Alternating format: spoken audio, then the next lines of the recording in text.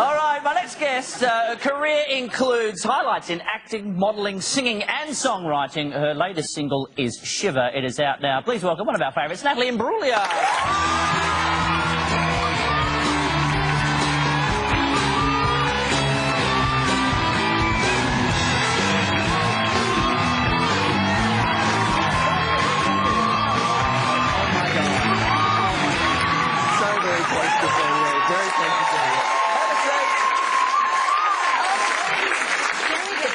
Smaller. Since Daniel came on and trashed the place, we've had to make the jelly bean bowl smaller. That was interesting, wasn't it? He's a crazy guy. He's a fun guy. Unpredictable. He is unpredictable. Now, first, what I'd like to say to you is congratulations and happy birthday for a couple of weeks ago. You hit 30. Yeah. How does that feel? It's a big one. Yes, audience. Yeah.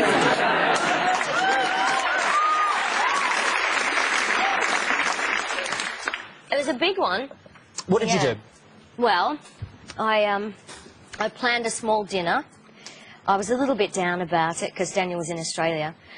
And unbeknownst to me, they'd been planning all week for him to come over and surprise me. So yeah, he surprised me. Did he jump out of a cake? Not quite. He was waiting in a hotel room. And he's a very good liar, though, because I'd called him that... Well, I'd called him that morning. And, oh no, he'd called me to wish me happy birthday, and on his Aussie mobile. So I thought he was in Australia. And he was like, oh, I don't want to talk about that, I'm just about to go to sleep, and was just lying all the way. And I was like, oh, all right then, well, I wish you were here. And he was like, yeah, I've got to go to sleep now, I've got to go to sleep now. And then he was in the hotel the whole time. So it was very, very cool, because I'm very hard to surprise. And I was going to say, too, because he's putting himself at risk there, because I've done this, and I'm sure a lot of guys have, where to pull off a really good surprise, you almost have to get yourself in trouble first and foremost. Yeah, well, because it was very, very, very late morning when he called, and I was like, maybe he's been in a car accident or something. I was starting to panic. So my assistant was running out the room and going, you've got to texting him, you've got to call her, she's panicking. Now, were you worried about turning 30? I was reflective. It's one of those things where I wasn't upset about it, but I didn't feel like jumping up and down and screaming and being really excited. You just want to reflect on things. Yes, because let me tell you something, kiddo. When I turned 30, I noticed... No. It wasn't that long ago? It was only last year. Yeah. Yeah, see. Now, I went to a bowls club. I almost did that, because 30 is such a big one. I was thinking, oh, what can I do? Maybe I'll go bowling. That was one of my first choices. It's in the 100 years, over 100 years of the club's history, they'd never had people on the green till 3 a.m, and we did that.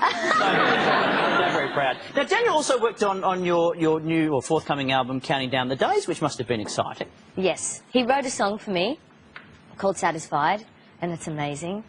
And so I said, well, you've written it, you have to produce it now. So he and Paul Mac produced it, we recorded it here.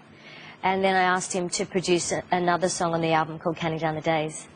And he did a brilliant job, of course. Is it easy or difficult working with someone who obviously you're so very close with and you know so well?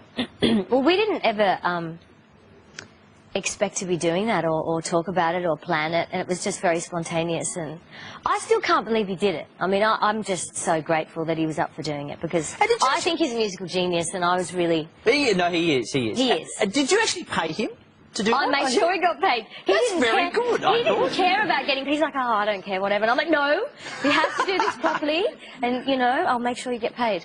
Oh, hello, you have a bee on your shoulder. Oh, my God, do I really? You really honestly do. Where? It's just...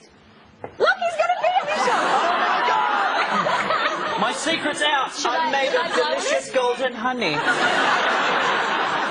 Should I blow on it? Oh, someone's coming at me. Yes, let's kill it, I've lost my John. mic now. Let's... This man is hired to kill insects. Now we've got 2 grown men chasing an insect. I'm not going to kill it. I'm not going to kill it. Have a heart, Buff Troy. Now, the lovely, the delightful, the ever-eloquent Anna Nicole Smith before. Oh, now, thank you so much for that. That made my night. That made everybody's night, I think. Now, she's obviously in for the MTV VMAs. As are you. You're performing. Yes. Are you nervous about that? Yes. I've got a bit of a cold. Oh, really? Yes. Now, so I'm a bit nervous. Do you normally get nervous before you perform? Very nervous. Do you have anything to overcome that? Not really. Maybe just one drink, but that's about it. I mean, that's part of it, the adrenaline and the nervousness is what kind of makes doing it really exciting and such a relief after you've done it, so...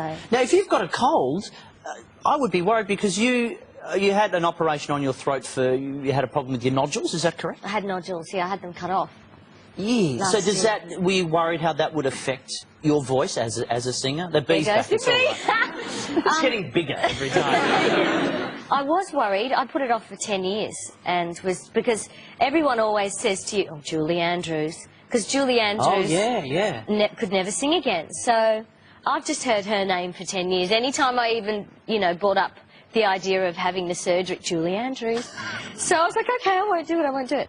And then finally I just thought, it's just too difficult trying to perform with them, so chopped them off. And all fine? Fine, haven't lost my voice since the Good to know, good to hear.